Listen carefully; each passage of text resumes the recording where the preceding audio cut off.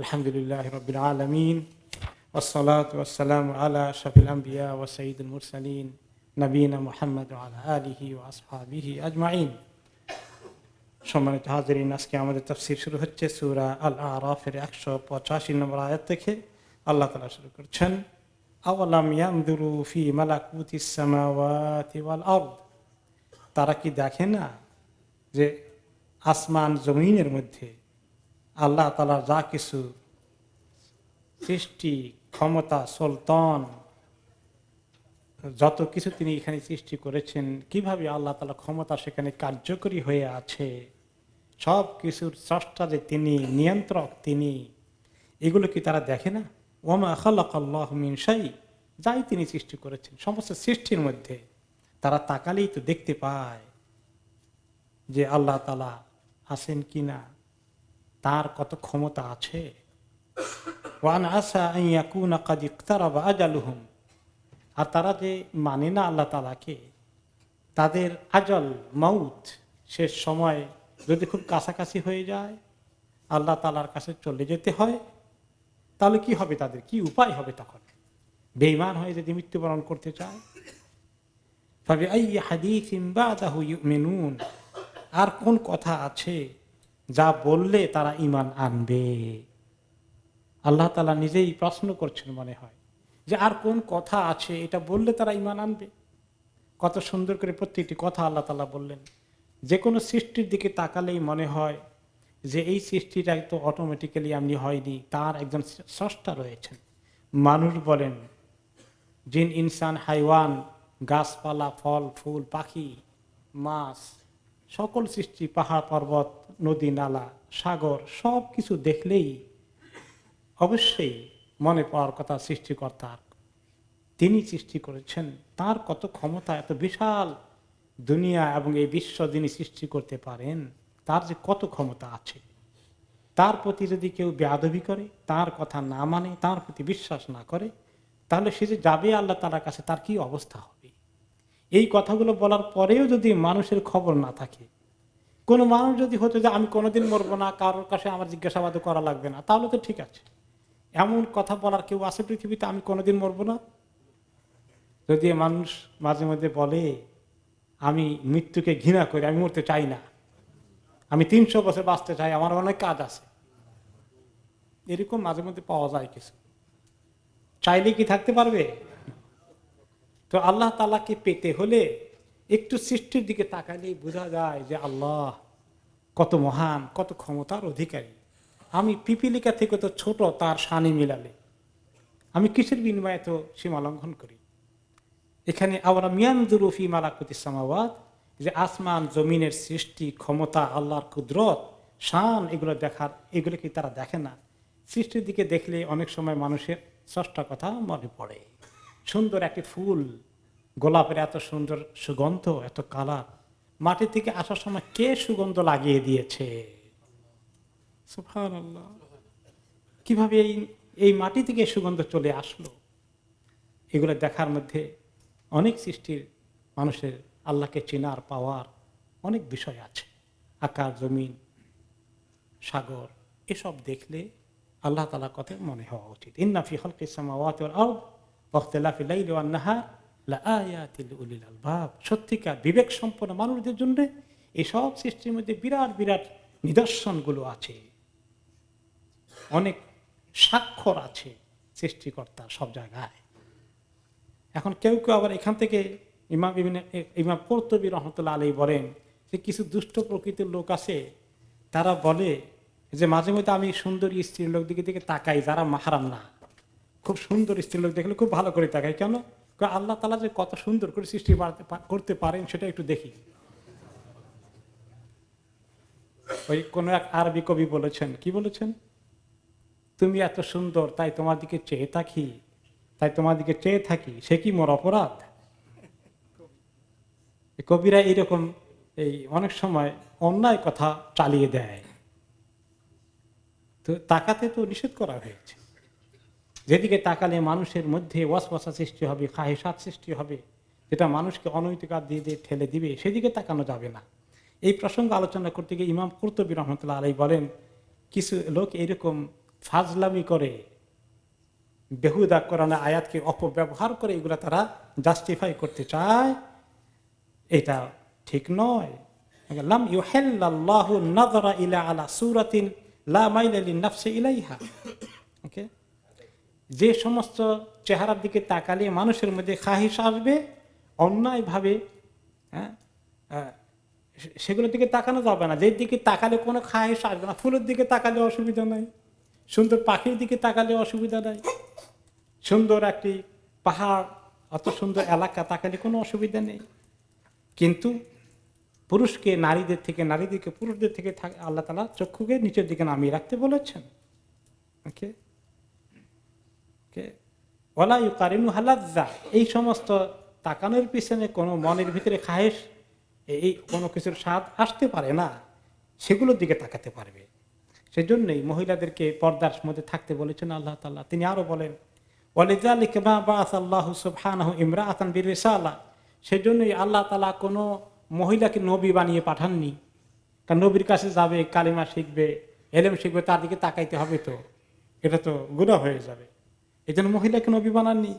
ওয়ালা জাআলাহা কাদিয়ান ওয়ালা ইমামান ওয়ালা মুআযযিনান, মহিলাদেরকে শরীয়তের কাজীও বানানো হয়নি, ইমামও বানানো হয়নি, মুআযযিনও বানানো হয়নি। এগুলো তাদের জন্য ঠিক না।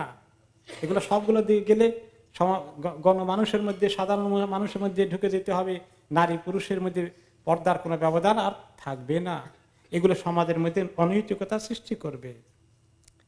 কুল্লু যালিকা লিআন্নাহা মাহাল্লু শাহওয়াতিন ওয়া ফিতনাহ, এগুলোর কারণ এগুলো হলো শাহওয়া, মনের মধ্যে খাহিশ নিয়ে আসতে পারে, ফিতনা সৃষ্টি করতে পারে।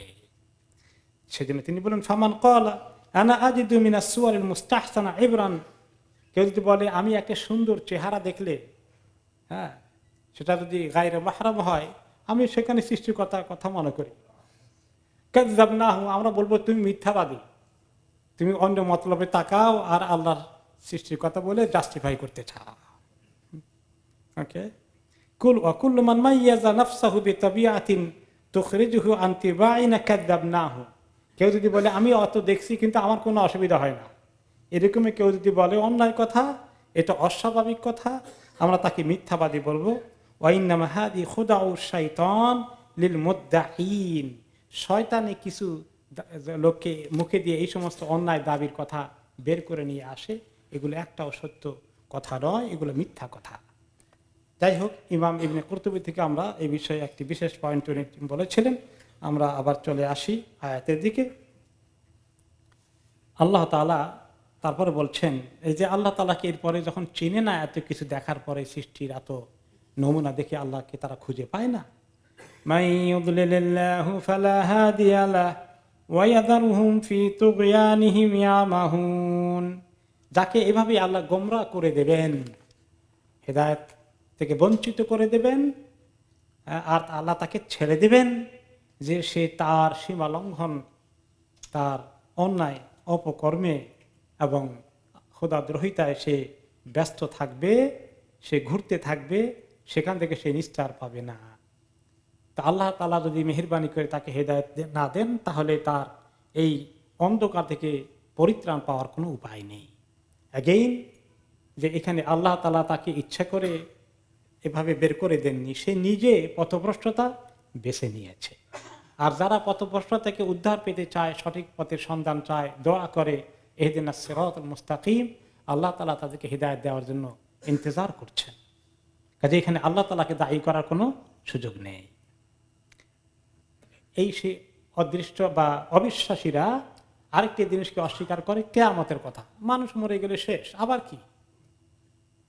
মান ইউহিল ইযামা ওয়া হিয়া রামীম, মানুষ মরে গিয়ে হাড্ডিগুলো পর্যন্ত যখন একদম বালির মতো হয়ে যায়, পাউডার হয়ে যায়, তাকে আবার জিন্দা করা হবে, আবার পরকালে আরেকটি জীবন আছে। এগুলো সব ভিত্তিহীন কথা, তারা এগুলো মানতে চায় না। তো আল্লাহ তাআলা বলেন যে ইয়াসআলুনাকা আনিস সাআতি আইয়ানা মুরসাহা, তারা আপনাকে জিজ্ঞেস করে কিয়ামত কখন তার অনুষ্ঠিত হওয়ার অ্যাপয়েন্টমেন্ট ঠিক করা আছে, একটু বলবেন কি? এটা অনেকটা অবিশ্বাসীদের বিশ্বাস না করার উদ্দেশ্যেই বলা, কারণ নবী করিম সাল্লাল্লাহু আলাইহি সাল্লাম তো তিনি নিজেও জানেন না। এখন তিনি দিন তারিখ ঠিক করে বলতে পারেন না বিধায় তারা বলেন জানেন না, যখন সেটা বলে লাভ কি আর। তাহলে বোঝা গেল যে এটা হবে না। এই ধরনের কথা তাদের পক্ষ থেকে যখন এসেছে, কোন কোন রেওয়ায়েতে আছে ইহুদিরা জিজ্ঞেস করেছে আপনি যদি সত্য নবী হন তাহলে বলুন কিয়ামত কবে হবে। মক্কার কুরাইশরা একই কথা জিজ্ঞেস করেছে। অদৃষ্টবাদীরা এবং অবিশ্বাসীরা, নাস্তিকরা এখনো এটাকে ডিনাই করে। কিসের আবার পরকাল, কিছু নেই, মরে গেলে মাটিতে খেয়ে ফেলে সব শেষ।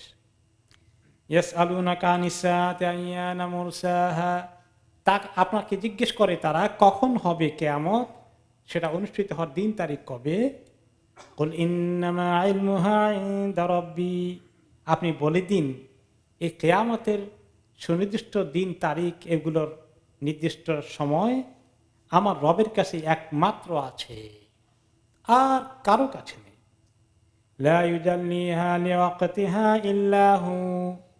তিনি ছাড়া এর সময় সম্পর্কে আর কেউ বলতে পারবে না, আর কেউ ক্লিয়ারলি জানতে পারবে না কয় তারিখে কবে কোন বৎসর হবে।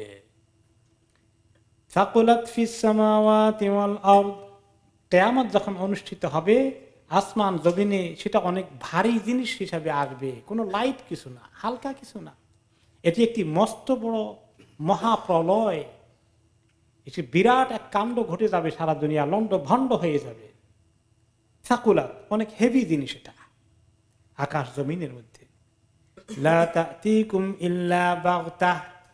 এটা তোমাদের কাছে হঠাৎ করে ছাড়া কোনো অ্যাপয়েন্টমেন্ট দিয়ে আসবে না, কোনো নোটিশ দেওয়া হবে না, এটা একসময় হঠাৎ করে চলে আসবে।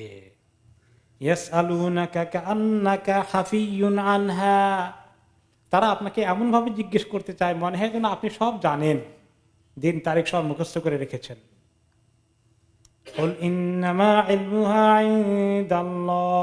রিপিট হচ্ছে আবার, আপনি আবার বলে দিন এই কিয়ামতের দিন তারিখ এবং সময় একমাত্র আল্লাহ তাআলার কাছেই আছে। কিন্তু অধিকাংশ লোক আসলে তা জানে না, জানতে চায় না। আল্লাহ তাআলা এই কিয়ামতের এই খবরটা যখন নিয়ে আসবেন, কিছু আলামত আমাদের কাছে এসেছে অবশ্যই,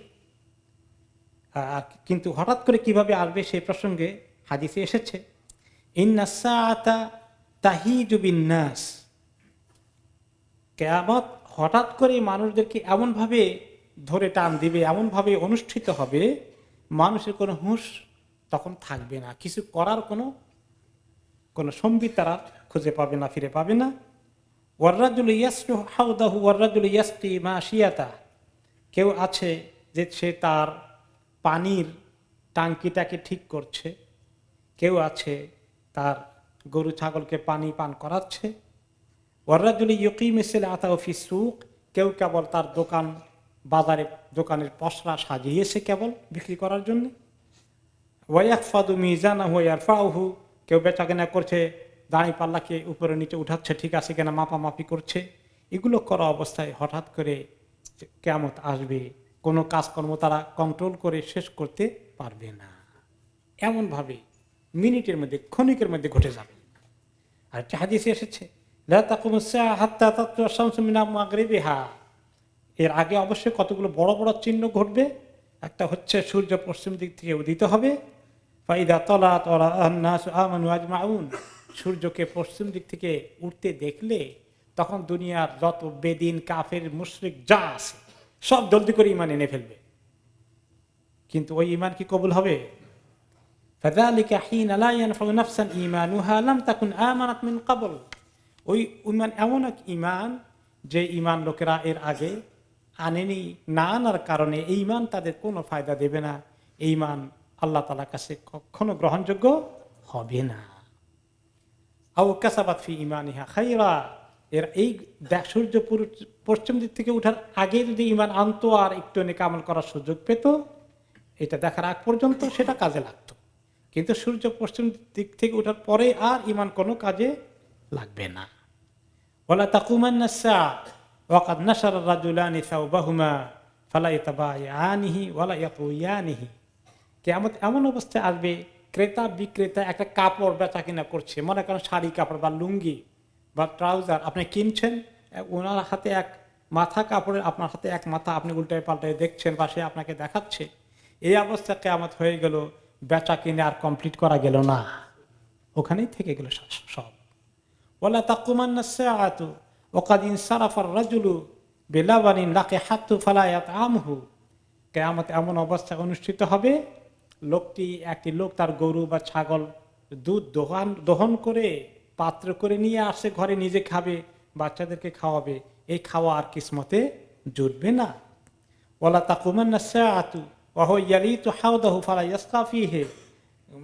কিয়ামত এমন অবস্থা অনুষ্ঠিত হবে, সে নিজের ওয়াটার ট্যাঙ্কটাকে ঠিক করছে, সেখানে পানি আসছে, পানি খাবে, সেই পানি খাওয়া তার কিসমতে জুটবে না। ওয়ালা তাকুমান্না সাআতু ওয়ার রাজুলু কাদ রাফা আকলাতাহু ইলা ফীহি ফালা ইয়াতআমুহা। লোকটি খেতে বসেছে, তার প্লেটের মধ্যে ভাত তরকারি নিয়েছে, মুখে দেওয়ার জন্য হাতের লোকমা মুখে উঠাচ্ছে, এই সময় কিয়ামত হয়ে গেছে, এই লোকমাটাও তার খাওয়া আর হবে না, এত হঠাৎ করে আসবে। তো আল্লাহ তাআলা এই কিয়ামতের খবর ওনার কাছেই রেখেছেন, এমনকি স্বয়ং নবী করিম সাল্লাল্লাহু আলাইহি সাল্লামকেও এর দিন তারিখ তিনি জানাননি। ইন্নাল্লাহা ইনদাহু ইলমুস সাআহ, কোরআনে পাকে আল্লাহ তাআলা বলেছেন, আল্লাহ তাআলার কাছে একমাত্র এই কিয়ামতের দিন তারিখের খবরটা, এই জ্ঞানটা আছে, একমাত্র তার কাছে আছে, আর কারো কাছে নেই। এই জন্য জিবরাইল আলাইহিস সালাম যখন এসেছিলেন একজনের বেদুইনের বেশে, সাহাবাদের সমাবেশে এসে নবী করিম সাল্লাল্লাহু আলাইহি ওয়াসাল্লামের সামনাসামনি বসে জিজ্ঞেস করলেন বিভিন্ন প্রশ্ন, মাল ঈমান, ঈমান কি জিনিস, মাল ইসলাম, ইসলাম কি জিনিস, মাল ইহসান, ইহসান কি জিনিস, মাতাসা, কিয়ামত কখন হবে, অনেকগুলো প্রশ্ন করলেন আর তিনি উত্তর দিচ্ছেন। যখন প্রশ্ন করলেন মাতাসা, কিয়ামত কখন হবে, তখন রাসূলুল্লাহ সাল্লাল্লাহু আলাইহি ওয়াসাল্লাম উত্তর দিয়েছেন কি, মাল মাসউলু আ'লামু মিনাস সাইল। যাকে জিজ্ঞেস করা হয় যিনি জিজ্ঞেস করেন তার থেকে বেশি জানেন না। তুমি যতদূর জানো আমি ততদূর জানি, আমরা কেউই জানি না আসলে কিয়ামত কখন অনুষ্ঠিত হবে। এরপরে আল্লাহ তাআলা বলছেন যে আরেকটি হাদিসে তিনি বলেছেন, যখন সাহাবীরা জিজ্ঞেস করেছিলেন সুইলা রাসূলুল্লাহ সাল্লাল্লাহু আলাইহি ওয়াসাল্লাম আনিস সাআহ, একবার জিজ্ঞেস করা হলো ওনাকে কিয়ামত কবে হবে, ফাকালা ইলমুহা ইনদা রাব্বি আযজা ওয়া জাল লা ইউজাল্লিহা লিওয়াক্তিহা ইল্লা হু, যে এই কিয়ামত অনুষ্ঠিত হওয়ার দিন কাল ক্ষণ একমাত্র আমার রব আল্লাহ তাআলার কাছেই আছে, তিনি ছাড়া এই সম্পর্কে আর কেউ অবগত নন। ওয়ালাকিন সাউখবিরুকুম বিমাশারিতিহা ওয়া মা ইয়াকুনু বাইনা ইয়াদাইহা, তবে কিয়ামতের বেশ আগে থেকেই কিছু লক্ষণ, কিছু কাজকর্ম ফুটে উঠবে, কিয়ামত কাছাকাছি বলে ধারণা করা যাবে, এরকম কিছু আইডিয়া এবং কিছু আলামত আমি বলতে পারি। সেগুলো কি? তখন তিনি বললেন, ইন্না বাইনা ইয়াদাইহি ফিতনাতুন ওয়া হারাজান, ফিতনাতান ওয়া হারাজান, কিয়ামতের আগে বহুবিধ ফিতনা আসবে আর হারাজ আসবে। ক্বালু ইয়া রাসূলুল্লাহ আল ফিতনাতু কাদ আরাফনাহা ফামাল হারাজ, ফিতনা তো কত রকম হয়, কিছু তো বুঝি, এটা বুঝলাম না হয় কিছু, হারাজ কি জিনিস এটা তো বুঝলাম না। তখন তিনি বললেন ফামাল হারাজ ক্বালা বিলিসানিল হাবাশা আল কাতল, যে এটা হলো আবিসিনিয়ান ল্যাঙ্গুয়েজে, ইথিওপিয়ান ল্যাঙ্গুয়েজে হারাজ মানে হলো কতল, খালি কতল, মারামারি, কাটাকাটি, রক্ত প্রবাহ, মানুষ খুন, মানুষ মারামারি বাড়তে থাকবে কিয়ামতের আগে। এরপরে হবে কি, ওয়াইয়ালকা বাইনান নাসি তানাকুর ফালা ইয়াকাদু আহাদুন ইয়ারিফু আহাদান, আর মানুষের মধ্যে একে অপরের ব্যাপারে ভালো ধারণা, সুধারণা, ভালো সম্পর্ক এগুলো থাকবে না, উঠে যাবে আস্তে আস্তে। মনে হয় যেন কাজকর্ম করতে গেলে কেউ কাউকে চিনে না, মানে খালি মনে হয় যেন দুশ্মনী করতে চায়, কে কাকে ঠকাবে, প্রতারণা করবে, ওই তালে আছে। এত পরিচিত মানুষ তারপরেও ঠকায়, এত দিনের সম্পর্ক চান্স পাইলে সেখানেও ঠকাবে। বহুদিনের বন্ধুত্ব, আসেন দুই বন্ধু বিজনেস করে, নামলাম বিজনেসে, অনেক বাল্য বন্ধু থেকে আসে, বিজনেস করতে করতে এখন কয়দিন পরে আর চিনে না, এখন দুশ্মনী শুরু হয়েছে, তাকে কেমনি আউট করবে চিন্তা মাথায় ঢুকছে। এগুলা কি কিছু হচ্ছে না? হচ্ছে না? হ্যাঁ, পাওয়া যাচ্ছে। তা না করো, কোনো ধরনের মানে খাতির নাই, পারলে মানে যেন চেনে না দুর্ব্যবহার এবং প্রতারণার চিন্তা। তারপর আরেকটি হাদিস এসেছে, লা ইয়াজালু ইয়াযকুরু মিন শা'নিস সাআহ হাত্তা নাযালাত ইয়াসআলুনাকা আনিস সাআতি আইয়ানা মুরসাহা। লোকেরা প্রশ্ন করতে শুধু এটাই জিজ্ঞেস করে, কবে হবে, কবে হবে। তারপর আল্লাহ তাআলা আয়াত নাযিল করে দিলেন যে রাসূলুল্লাহ সাল্লাল্লাহু আলাইহি ওয়াসাল্লামকে বারবার জিজ্ঞেস করে তোমরা আটকাও কেন? তিনি তার কাছে নাই, এই খবর একমাত্র আল্লাহ তাআলার কাছে আছে। তো আসল কথা হচ্ছে যে কিয়ামত কবে হবে এটা জানার মধ্যে কি ফায়দা আছে? কোনো ফায়দা নাই। কিন্তু কিয়ামতে যে হবে এটা স্বীকার করে নিয়ে কিয়ামতের দিন তারপর যে হাসর হবে, ওই সময় যদি আমরা ভালো আমল নিয়ে আসতে পারি আল্লাহর কাছে, তার মধ্যে ফায়দা আছে। তারা এক সাহাবী বললেন, মাতাসা, কখন কিয়ামত? তিনি বললেন, মা আদাত্তা লাহা, কিয়ামতের জন্য তোমার কি প্রস্তুতি আছে? কিয়ামত ফেস করবা, কিয়ামতের পরে যা আসবে এগুলো পাশ করার জন্য, মুসিবতে না পড়ার জন্য তোমার কি খবর আছে, কি আমল আছে? তিনি কি বললেন, আমার তো এমন আমল কিছু নাই ইয়া রাসূলুল্লাহ, খুব নগণ্য বান্দা আমি, অল্প কিছুই আমল করি। তবে একটা জিনিস, যে আমি ইয়া রাসূলুল্লাহ আপনাকে খুব মহব্বত করি দিল থেকে। তিনি বললেন, আল মারউ মা'a মান আহাব, যে যাকে মহব্বত করে তার সঙ্গেই তার হাসর হবে। এই কথায় সাহাবী এত খুশি হয়ে গেলেন, সমস্ত সাহাবীরা খুশি হয়ে গেলেন, যে তারা বলেন যে ইসলাম পাওয়ার পরে আর কোনো কথাই এত খুশি হইনি, এই কথা শুনে আমরা যা খুশি হয়েছি। তবে এখন এরকম যদি রসুল প্রেমিক পাওয়া যায়, বেদাতের মধ্যে লিপ্ত আছে, সুন্নত আমলে নাই, শরীয়তের উল্টা, আর নবীর প্রেমে গান গাইতে গাইতে জান শেষ, এদের কথা নাকি সাহাবী কি ওই রকম মহব্বত দেখিয়েছেন? না, ওই রকম মহব্বত না। এই সমস্ত হাদিসকে অপব্যবহার করে বেদাতিরা, নবীর শানে মহব্বত করতে করতে গান গজল গাইতে গাইতে জান শেষ, কিন্তু সমস্ত কাজকর্ম শরীয়তের বিপরীত, সুন্নতের বিপরীত, বেদাতের মধ্যে ডুবে আছে। তাদের জন্য সহকান সহকা। তো এখন এরপরে আল্লাহ তাআলা পরবর্তী পর্যায়ে বলছেন, কুল লা আমলিকু লিনাফসি নাফআন ওয়ালা দাররান ইল্লা মা শাআল্লাহ। আপনি বলে দিন যে তোমরা আমাকে জিজ্ঞেস করো অনেক কিছু, মনে করেন আমার কাছে অনেক কিছু, তো আমার কাছে কি আছে?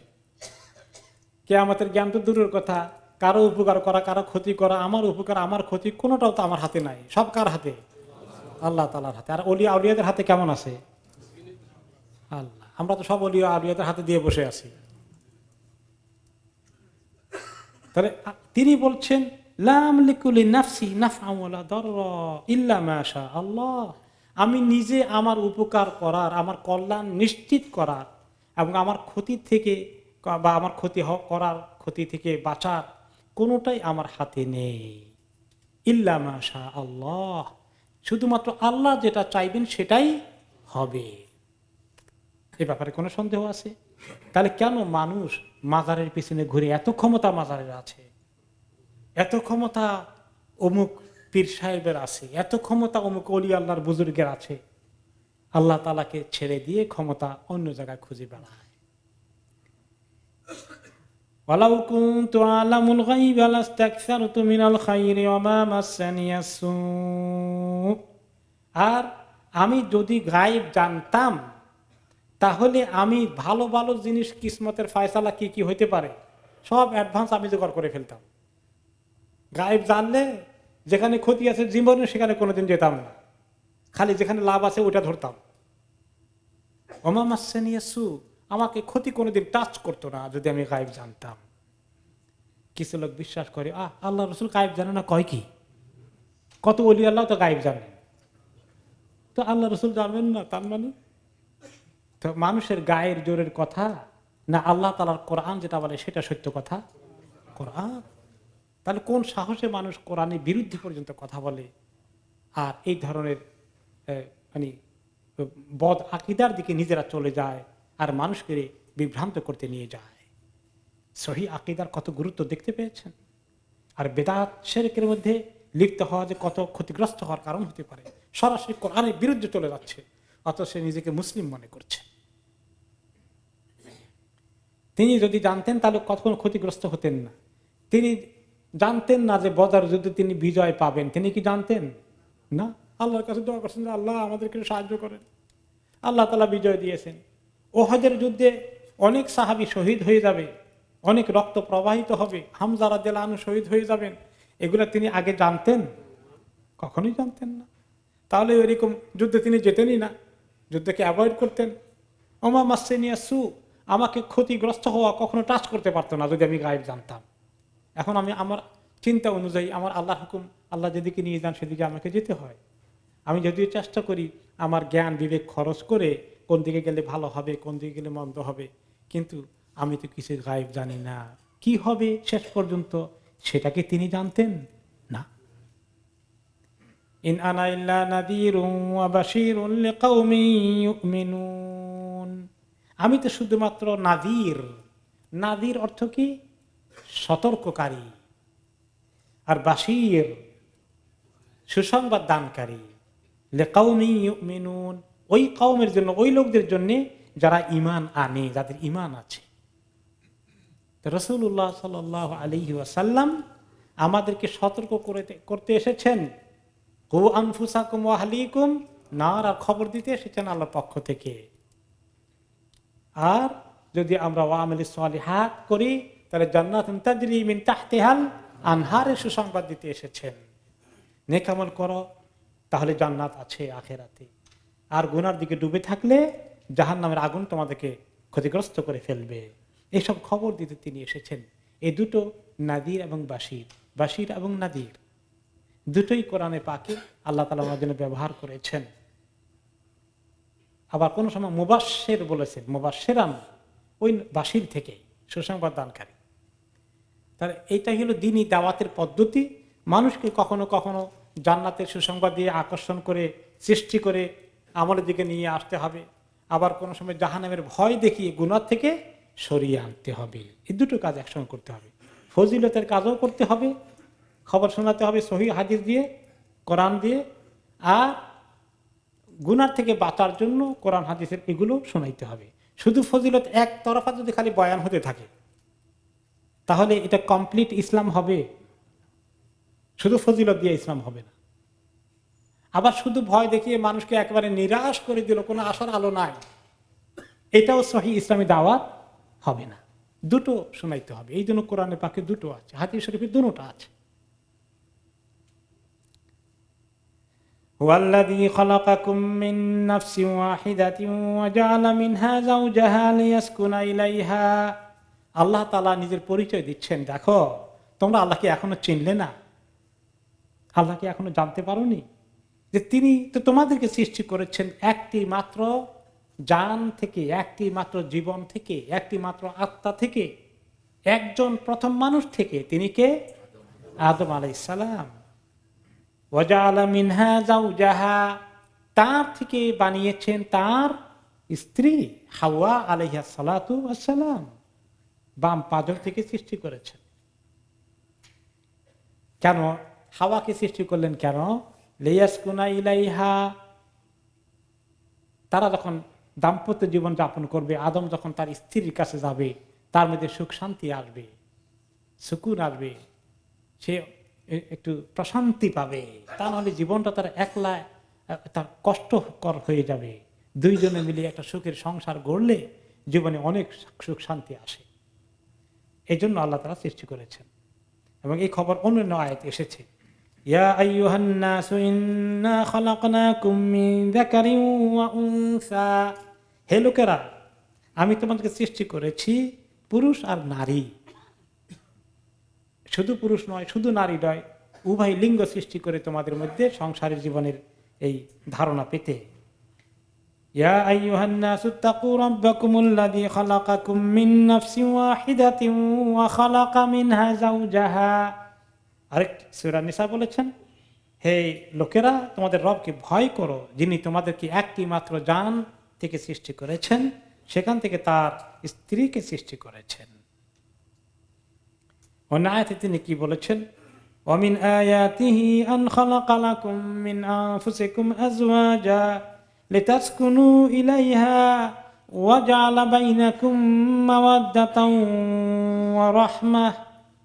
আল্লাহ তাআলার অপূর্ব নিদর্শনের অন্যতম হচ্ছে তিনি তোমাদের জন্য স্বামী স্ত্রীর এই দাম্পত্য জীবন দান করেছেন, যাতে করে তোমরা স্ত্রীদের কাছে গেলে সুকুন পাও, শান্তি পাও। আর তোমাদের মধ্যে আল্লাহ তাআলা মায়া, মমতা, ভালোবাসা, একে অপরের জন্য রহমত হিসাবে আল্লাহ তাআলা এই ব্যবস্থা করে দিয়েছেন। কেউ কেউ বলবেন, কোথায় রহমত? ঘরের মধ্যে আগুন জ্বলে। আগুন জ্বলে কেন রহমতের জায়গায়? শান্তি নাই কেন? এখন আমি যদি জিজ্ঞেস করি স্বামীকে, সে বলবে আমার কথা কিছু বলবে না, আমি একদম ভালো মানুষ, সব দোষ আমার স্ত্রী। আর স্ত্রীকে জিজ্ঞাসা করেন সমস্যা কোন জায়গায়, আমি তো একদম ফেরেশতার মতো, সমস্যা তো তার কাছে সব। এই যে আমরা একে অপরকে দোষী করি, দায়ী করি, নিজের দোষটা আমরা দেখি না। এই জন্য সালফে সালেহিনের লোকেরা যখন উটের মধ্যে উঠতেন, উটটাকে নিয়ে যাবেন পশ্চিম দিকে, আর উট যায় পূর্ব দিকে, উল্টা দিকে যায়। কিরে কথা শুনে না? এরকম হয় না? হাল চাষ করতে গেলেও গরু উল্টা পাল্টার দিকে যায়, গাড়ি চালাতে গেলে মাঝে মধ্যে দৌড় দেয়, তাই না? রং জায়গায় আপনার স্কেলেটারে পা পড়ে যাচ্ছে, এরকম হয় না মাঝে মধ্যে? তো এরকম যখন হতো, ওনারা চিন্তা করতেন যে কোথায় আমি আল্লাহর নাফরমানি করেছি, আল্লাহর মাখলুক আমার বিরুদ্ধে চলছে, আমার কথা শুনে না। আমি কোনো জায়গায় আল্লাহর কোনো নাফরমানি করেছি, আল্লাহর কথা শুনি নাই, সেজন্য আমি শাস্তি পাচ্ছি। এটা আমরা স্বীকার করি কি এভাবে? আমরা করতে চাই না। আরে না না না, সব দোষ তার। একটু বলেন যে আচ্ছা 2-3টা দোষের কথা বলেন, 100টা বলতে চায়, থামতে চান না, তার অভিযোগের শেষ নেই। তাহলে এটা আমাদের মুশকিল যে আমরা নিজেদের দোষ দেখি না, আরেকজনের দোষ দেখি। তো আল্লাহ তাআলা আসলে রহমত দিয়েছেন। এই রহমতকে আমরা ইনশাআল্লাহ পাবো যদি আমরা আল্লাহ তাআলার হুকুমের ভিতরে থাকি। যখন দেখি অসুবিধায় মুসিবতে পড়ে গেছি, কথা শুনছে না, তাহলে আল্লাহর কাছে আমি নিজে বেশি করে তওবা করি, কাঁদি। তাহলেই আল্লাহ তাআলা আমাদেরকে আস্তে করে সমাধান দিয়ে দিবেন। আর যদি খালি আরেকজনকে দোষী করি, দায়ী করি, দরবার বসাই, এতে কোনো সমাধান হবে না। যাই হোক, এই আয়াতে আমরা আসি। ফালাম্মা তাগাশশাহা হামালাত হামলান খাফীফান ফামাররাত বিহি। অতঃপর এই দাম্পত্য জীবনে স্বামী স্ত্রী যখন তাগাশশাহা, তারা একে অপরকে আলিঙ্গন করলো, অর্থাৎ তাদের মধ্যে মিলামেশা হয়ে গেল, তাদের মধ্যে যৌন সম্পর্ক স্থাপন করলো হালাল তরিকায়, এই উসিলার মাধ্যমে কি হয়ে গেল? হামালাত হামলান খাফীফা, হালকা করে গর্ভধারণ করলো। প্রথম গর্ভধারণ করার সঙ্গে কি পেটটা বড় হয়ে যায় নাকি? না, হামলান খাফীফা, এত হালকা যে গর্ভধারণ হয়েছে কি হয়নি বোঝাও যায় না সহজে, কিছুদিন পার হওয়া লাগে। কনসিভ করার পরে হালকা ভাবে গর্ভধারণ শুরু হলো। ফামাররাত বিহি, অতঃপর এই গর্ভধারণ একটা সময় কন্টিনিউ করে, পার হয়ে যায় একটা মেয়াদ পর্যন্ত। ফালাম্মা আথকালাত দা'ওয়াল্লাহা রাব্বাহুমা, যখন তাদের গর্ভধারণটা ভারী হয়ে যায়, ওজন হয়ে যায়, এখন বোঝা যায় সুস্পষ্টভাবে যে বড় হয়ে গেছে, ভিতরে সন্তান আছে, নিজেও বুঝে, কেউ তাকে দিকে দেখলেই বুঝে যে তার সন্তান সম্ভবাতিনি। এই সময় ভেরি ক্লিয়ার যখন হয়ে যায় তাদের কাছে, মোটামুটি সন্তানের প্রায় স্ট্রাকচার হয়ে গেছে, সন্তান দুনিয়াতে আসবে, এখন তারা আল্লাহ তাআলার কাছে দোয়া করেন। মিয়া বিবি, স্বামী স্ত্রী কি দোয়া করে? লাইন আতাইতানা সালিহান লানাকুনান্না মিনাশ শাকিরিন। আল্লাহ, আপনি যদি আমাদেরকে সালেহ সন্তান দান করেন, তাহলে আমরা অত্যন্ত শুকরগুজার হয়ে যাব। সালেহের অর্থ কি? দুটো অর্থ আছে। একটা সালেহ হলো সুস্থ স্বাভাবিক, ডিজেবল নয়, অসুস্থ নয়, এটাও সালেহ অর্থে আসে। আরেকটা সালেহ হচ্ছে নেককার। কিন্তু এখানে বোঝা গেল পরের কথা দ্বারা যে এটা আসলে তারা নেককার চায় নাই, খুব ভালো সুস্থ একটা সন্তান চেয়েছে, যে ডিজেবল দিয়ে আল্লাহ আমাদেরকে পরীক্ষা ফেলে দিয়েন না। তারা সুস্থ সন্তান চেয়েছে, দিলে তারা আল্লাহ তাআলার খুব শুকর আদায় করবে। ফালাম্মা আতাহুমা সালিহান জাআলা লাহু শুরাকা ফীমা আতাহুমা, যখন সন্তানটা ঠিকঠাক মতো সুস্থভাবে ভূমিষ্ঠ হলো, দুনিয়াতে চলে আসলো, এখন তারা আল্লাহ তাআলার সঙ্গে শরীক বানানো শুরু করে দেয়। বলে কি অবস্থা জানেন? যা উল্টাপাল্টা করতেছিল গর্ভ অবস্থায় ঠিক মতো তো হবে, মিসক্যারেজে না হবে এটার কোনো আমাদের কোনো গ্যারান্টি ছিল না। যাই এক ডাক্তারের পরামর্শ নিয়েছিলাম, সে ঠিকমতো আমল করার কারণে মোটামুটি ঠিকমতো ডেলিভারি হয়ে গেছে। এখন ডাক্তারের বা অন্য কারো পরামর্শের দিকে চলে গেল, এই সেরেক শুরু হয়ে গেল। এখন আর আল্লাহ তাআলার দিকে আর যায়টাই না, পেয়ে গেছে। ফাতাআলা আল্লাহু আম্মা ইউশরিকুন, তারা যে শিরক করে বসলো, আল্লাহ তাআলা তার কত ঊর্ধ্বে আছে।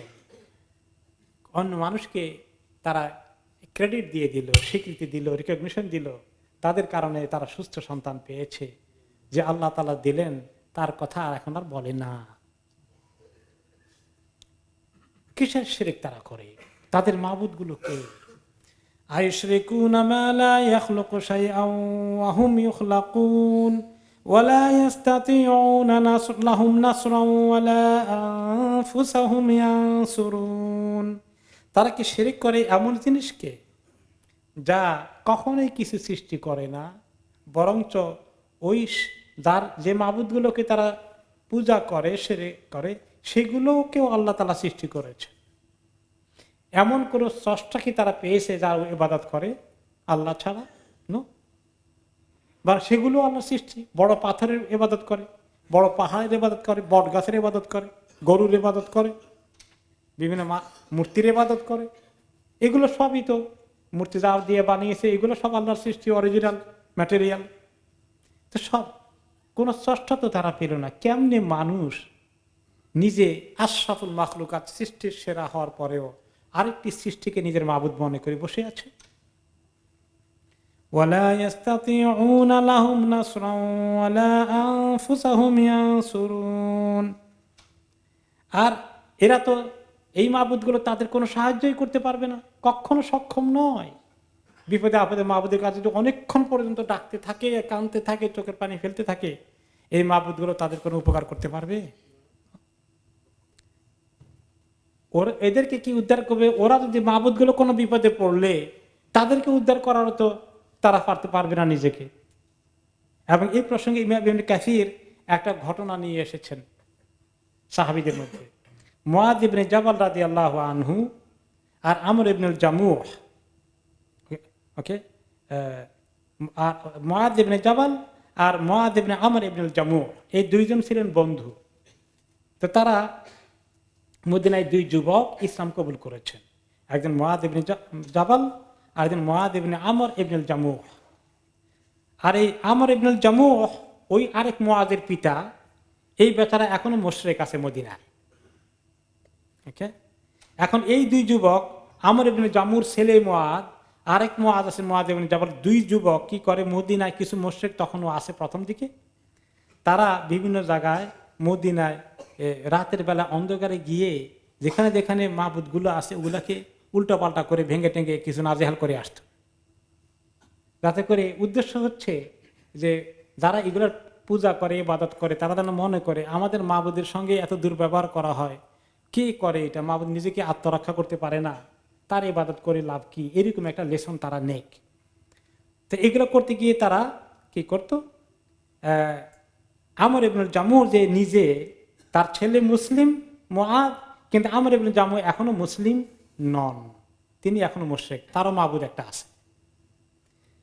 এখন আমর ইবনে জামুহ ছিল, আবার আমর ইবনে জামুহ ছিলেন ওনার কওমের মধ্যে, কবিলার মধ্যে তিনি তাদের লিডার, মদিনার একটা কবিলার তিনি লিডার। ওয়াকান সাইয়্যিদান ফি কওমিহি ওয়া লাহু সানামুন ইয়াবুদুহু ওয়া ইউতাইয়িবুহু, তার একটা বিশেষ মাবুদ মূর্তি ছিল, খুব যত্ন করতেন এই মূর্তিটাকে, আর মূর্তিটার খুব ইবাদত করতেন প্রতিনিয়ত, সুগন্ধ গায়ের মধ্যে লাগাই রাখতেন, কত মাঝে মধ্যে ধুয়ে নিতে, যাতে করে ধুলাবালি থেকে সাফ হয়ে সুন্দর করে থাকে।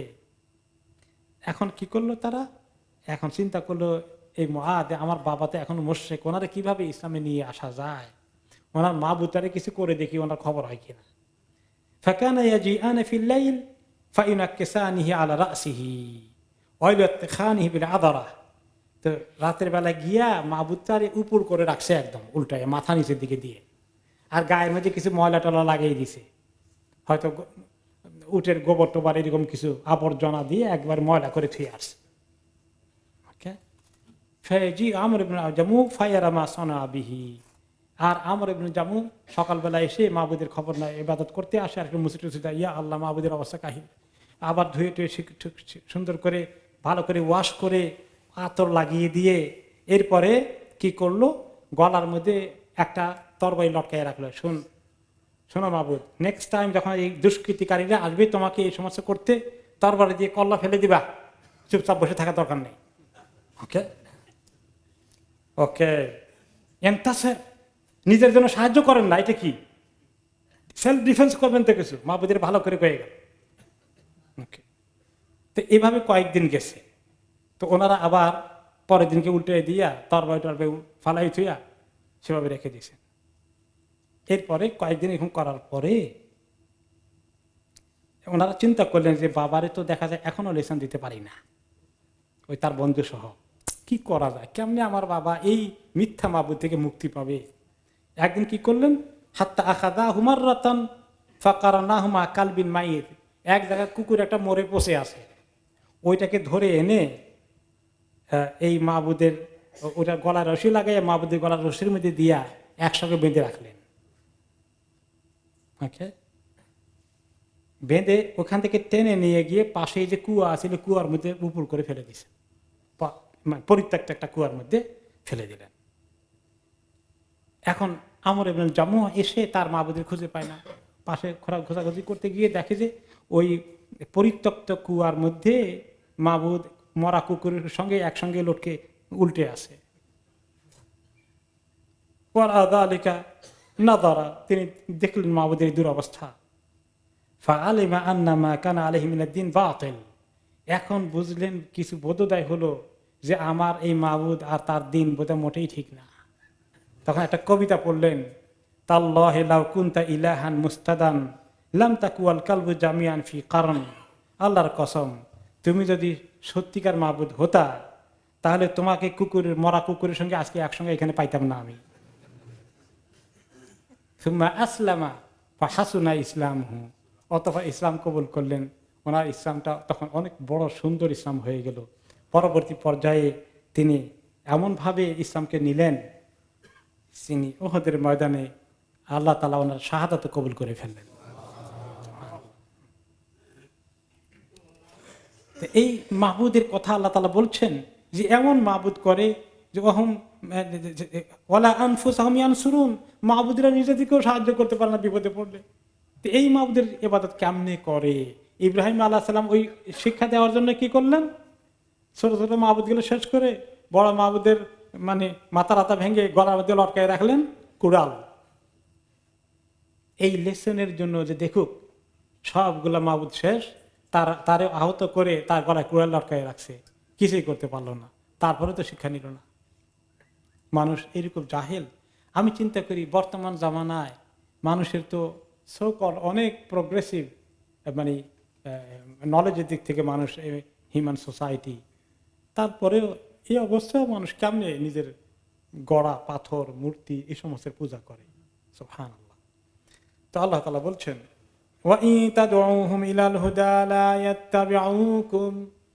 তুমি যদি তাদেরকে হেদায়েতের দিকে ডাকো তারা তোমাকে অনুসরণ করবে না, তারা করে না। সাওয়াউন আলাইকুম আদাউতুমুহুম আম আনতুম সামিতুন। আর আগের অর্থটা চাঁদার না, এখানে বলা হচ্ছে মূর্তিদেরকে, মূর্তিওয়ালাদেরকে। ওয়া ইন তাদউহুম ইলাল হুদা লা ইয়াত্তাবিউকুম, তোমরা যদি তাদেরকে হেদায়েতের দিকে ডাকো তারা তাদের অনুসরণ করবে না, আর তোমাদেরকে হেদায়েতের দিকে নিয়ে আসতে বলো সেটাও তারা পারবে না।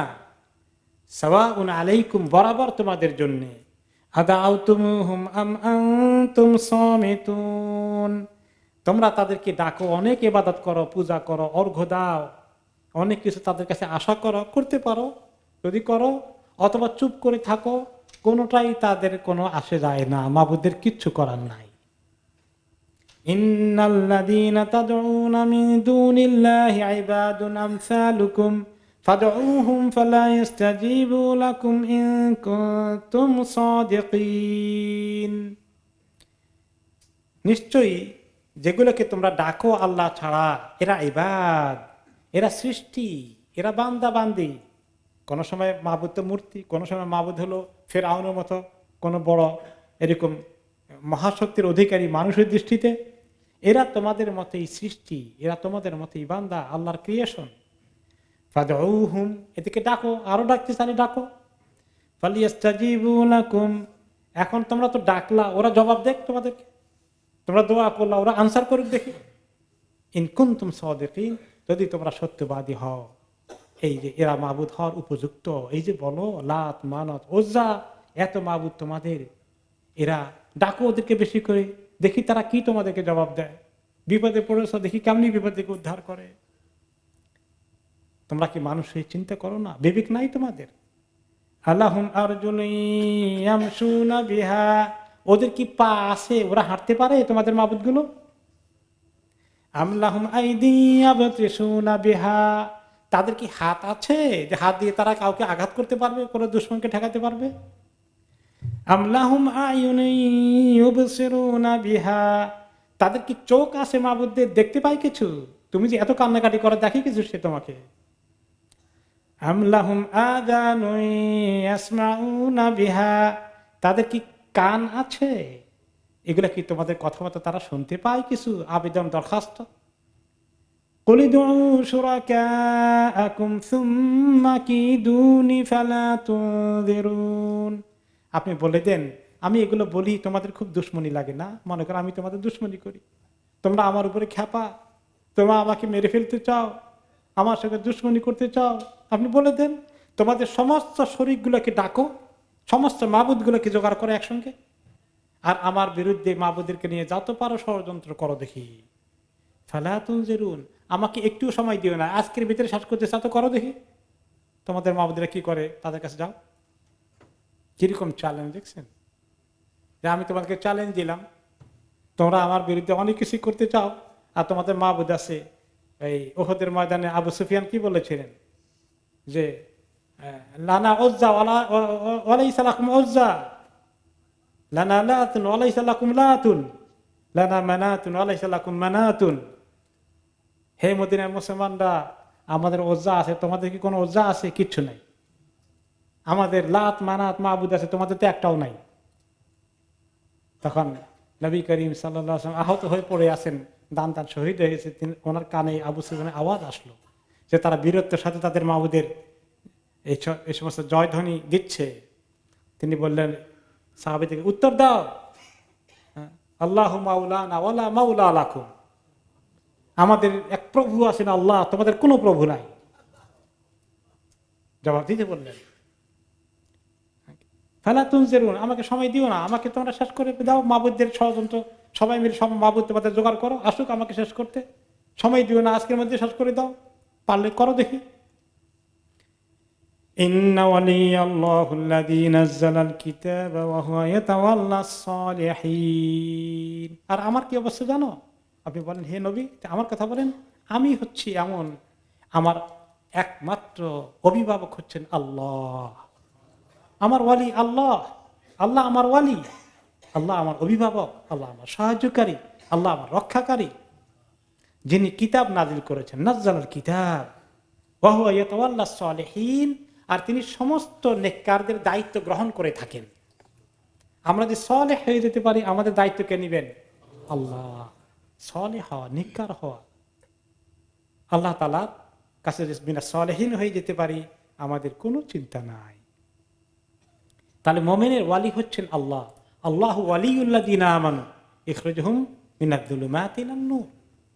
এখানে বলা হচ্ছে আল্লাহ, ওই আল্লাহ আমার ওয়ালি, আমার গার্ডিয়ান, আমার প্রভু, আমার রক্ষণাবেক্ষণকারী, আল্লাযী নাযালাল কিতাব, যিনি কিতাব নাজিল করেছেন।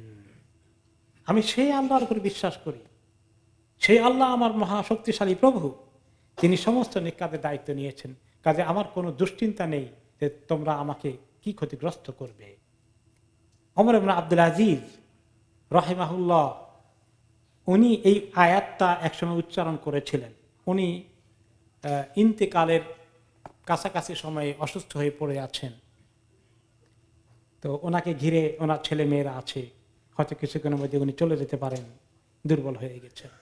আত্মীয় স্বজন আসলে ওনার এক মামা যিনি খলিফার উপরে সন্তুষ্ট, ওনার শালা, ছেলে মেয়েদের মামা, শালক বললেন খলিফাকে এই মুহূর্তে, কারণ খলিফা তো নিজের পরিবার থেকে বিভিন্ন প্রিন্স আমিরদের থেকে যে সমস্ত বাইতুল মালের সম্পত্তি নিয়ে ধনী হয়ে আসছিল এগুলো সব বাইতুল মালে জমা দিয়ে দিয়েছেন, তারা তো কষ্টে আছে। এখন বললো প্রতিশোধ নেওয়ার জন্য, আপনি তো মরে যাবেন, আপনার ছেলে মেয়েকে কি রেখে গেলেন তাদের জন্য?